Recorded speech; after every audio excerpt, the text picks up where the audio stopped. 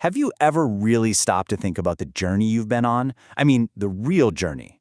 We're about to trace the most incredible story ever told, the one that starts with a single cell and ends with, well, with you. This is your story. So, let's just start with the biggest question of all. How in the world does that happen? How does the fusion of two microscopic cells lead to a being that can compose symphonies, build skyscrapers, or even just wonder about the stars? It's a journey we've all taken, but it is absolutely packed with miracles. Okay, so first things first, what do we even mean by development? It's not just about getting bigger. It's really this amazing interplay between two forces. You've got maturation, that's your biological blueprint, the plan that's already coded into you, and then you've got experience, which is everything that happens when you interact with the world. And here's something that might surprise you. We tend to think of development as a one-way street, right? Just up, up, up. But really, it's more like a lifelong dance. There's growth, which scientists call evolution, but there's also decay or involution. This constant push and pull between building up and letting go that happens for your entire life. So where does this incredible construction project begin? Well, you've got to start with the hardware. Before we can have a single thought or feeling, we need the machine that makes it all possible. Let's take a look at how our brain literally builds itself from the inside out.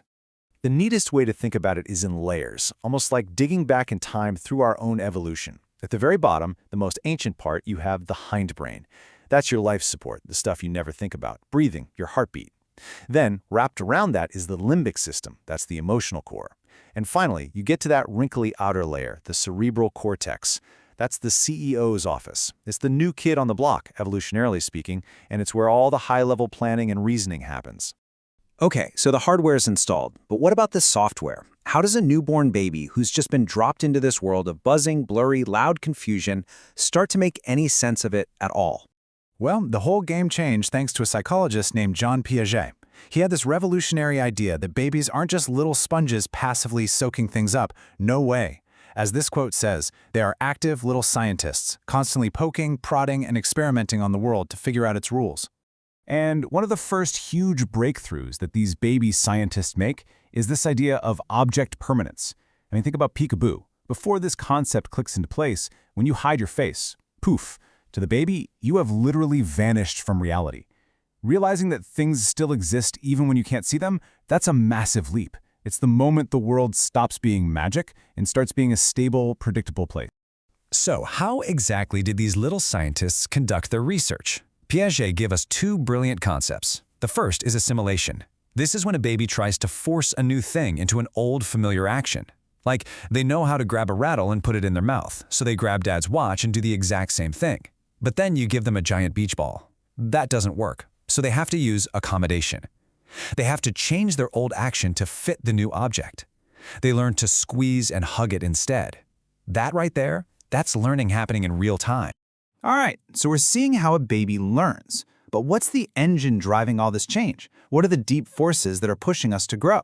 Well, psychology offers a few different lenses to look at this, and each one shows us a different, fascinating part of the picture. Let's start with a famous one, Freud's psychodynamic lens. He imagined our personality as this constant three-way tug-of-war. You've got your id, which is just pure primal want, the I want it now part. Then you have your superego, which is the voice of society and morality, the you can't do that part. And stuck in the middle is your ego, the poor mediator just trying to find a realistic compromise. Now, the learning lens, from guys like B.F. Skinner, has a much simpler take. It basically says, forget all that internal drama and look at what's happening on the outside. Our behavior is shaped by consequences. If we do something and get rewarded, guess what? We're more likely to do it again. If we get punished, we're less likely. Simple as that. But come on, we don't have to learn everything the hard way, right?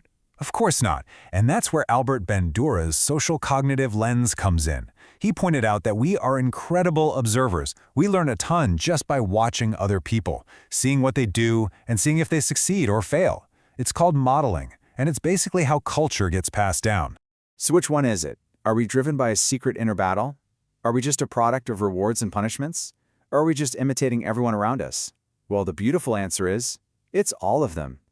Each of these lenses gives us a critical piece of the puzzle of who we are.